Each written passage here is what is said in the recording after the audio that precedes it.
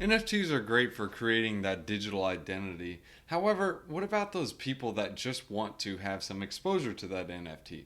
Normally, when you look to buy a CryptoPunk or even a Bored Ape, you're going to have to shell out a pretty penny. And it's not just like, hey, let me throw $1,000 at it and make a good investment. Well, in today's Kucoin DigiDive, we're going to be going over Fracton Protocol and how they're creating a solution for this problem in the crypto space. If you guys are new to the Kucoin YouTube channel, make sure you guys subscribe to the channel. And if you'd like to get started trading, there's a link in the description below to get 20% off trading fees. This will also pertain to the Kucoin NFT ETF that we're going to be talking about in this video. To understand how Fracton Protocol works, it helps to take a look at this infographic. In the beginning, you have Fracton Protocol. It actually utilizes two different tokens. It utilizes the blind box and the high tokens.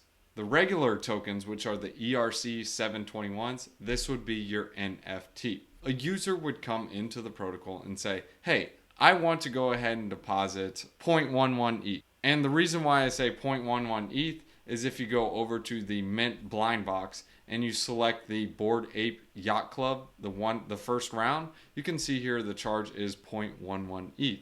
And this is just for 1 out of 1,000 shares. The reason it's 0.11 is when you're getting 1,000 shares, multiply that by 0.11, you're going to get about 111 ETH for the pool, which is enough to go and buy a Bored Ape, or at least the floor price. So it's getting the data from OpenSea. And these prices vary from time to time, but let's go and go back to the main page to show you what's going on with the infographic. Once the round is filled, all the 1,000 different tokens, this blind box will then go and acquire the NFT. In particular, this is for the Bored Ape Yacht Club. So this would be getting one Bored Ape for the Fracton Protocol. So one is purchased, then this is deposited into the protocol. Now, once the NFT is purchased, you can then turn these into high tokens. These different high tokens are actually fungible between other protocols. So let's say, for example, you have one high CryptoPunk and then one high Bored Ape Yacht Club. If you wanted to swap that Bored Ape token into the CryptoPunk, you can actually swap your one high token to the one CryptoPunk token. Let's go ahead and give an example of why this would be useful. You have 500 high CryptoPunks, and then you have 500 high Bored Ape Yacht Club tokens. And you're like, I want to go ahead and cash out and I want to get a CryptoPunk. So if they are trading at 1-to-1, what you could do is you could take your 500 Bored Ape tokens, swap it for the CryptoPunk, and at that point you would have 1,000 total tokens. These 1,000 tokens can then be redeemed to get your actual CryptoPunk. You don't get to pick and choose. It is just a empty at random drawing from the treasury that is holding the different CryptoPunks, but you'll be able to get a CryptoPunk. Another reason why this can be useful is, let's say for example you just bought your tokenized version of the CryptoPunk and you have one fractional share. And you're like, I have this one high token and it just went up 10x and the Bored Ape token didn't do nothing. What you could do at that time is if it's trading at 10-to-1, you can trade your one CryptoPunk token to 10 of the ape tokens. That's if it's trading at a 10-to-1 ratio. So you can arbitrage between these different opportunities. So let's go ahead and go back to the chart to show you this. So the ERC 1155 tokens are going to be the blind box tokens and the People's Bored Ape Club tokens. Your ERC 20s are going to be the high Bored Ape tokens, or whatever protocol it is. It could be the high punks, which are the tokenized version of that NFT. So going from least to greatest, of course, having the ERC 721, which is the Bored Ape token, is going to be the primary utility that you want. The secondary one is going to be your blind box. This is just like your tokenized version. If you have enough of the tokens, you can swap it out for the actual NFT. And then lastly over here, you have the high tokens, which would need to be swapped into the blind box or the People's Bored Ape tokens in order to redeem it for the actual Bored Ape or the CryptoPunk. Of course, there will be other NFTs in the future, but that's just how you can look at the overview of the protocol. There are three different things you can do with the Fracton protocol. The first is the non-fungible crew. This is the governance around the protocol. This has to do with the token holders and the ones that are staking. The second is that there is an opportunity to have a low cost entry to having ownership into any of these blue chip NFT collections. The third is you can also arbitrage the different opportunities between these different NFTs. So if the Bored Apes are trading super cheap one day and you got a bunch of CryptoPunks and they're trading at such a high price, well, you can actually use that to arbitrage because you have these tokenized versions. Whereas in the NFT space, it's either you sell it for whatever price of ETH that is and go and buy a new one, or you just don't arbitrage. So this allows you to arbitrage the difference by bringing additional liquidity. In the future, Fracton is looking to have more NFTs listed. So this would be more Bored Apes, more punks, sand, which is the sandbox collection. They're looking to have some of those lands. They're also looking to have codas, ENS names. Also, there's going to be more partnerships. So not just trading pairs, they're also going to have perpetual contracts. So these can be traded with options. Let me go ahead and show you guys a couple different functionalities so you guys can see how the website works. As you can see here, this is one of the active collections for the Bored Ape round.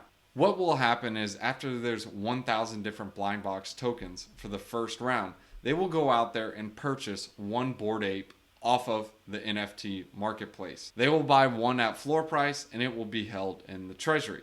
Now I know you're asking yourself, like, where in the world do they get this 0.11 ETH? Well, this fee is actually dynamic. So at any given day, let's say the NFT marketplace is trading way down, this fee will actually be lower in order for someone to get a Bored Ape blind box token.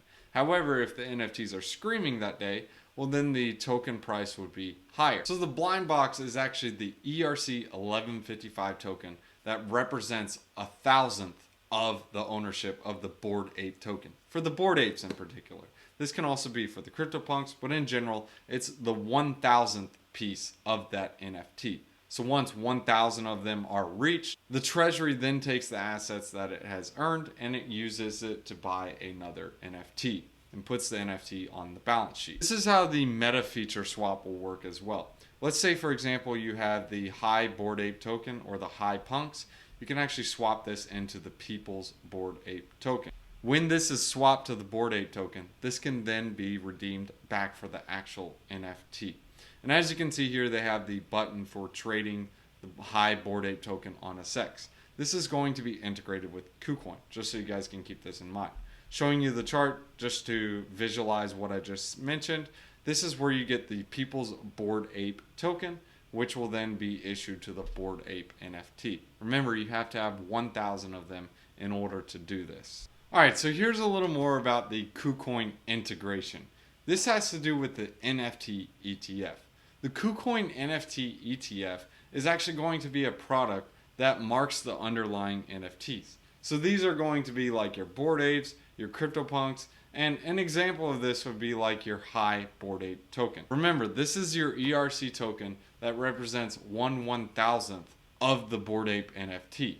So basically the Kucoin NFT ETF will just open the floodgates for 20 million different users on the Kucoin platform to be able to have a shared ownership between these different NFTs. So these Bored Ape NFTs are actually going to be stored in the custody with the protocol. This is going to be on the Ethereum network. So you'll be able to trade these ERC20 tokens with the USDT pair on Kucoin, and this will allow you to have exposure to the different NFTs. I'll leave a link in the description below so you guys can get access to Kucoin and so you guys can participate. If you guys enjoyed this video, let's go ahead and hit you guys with a wisdom one-liner.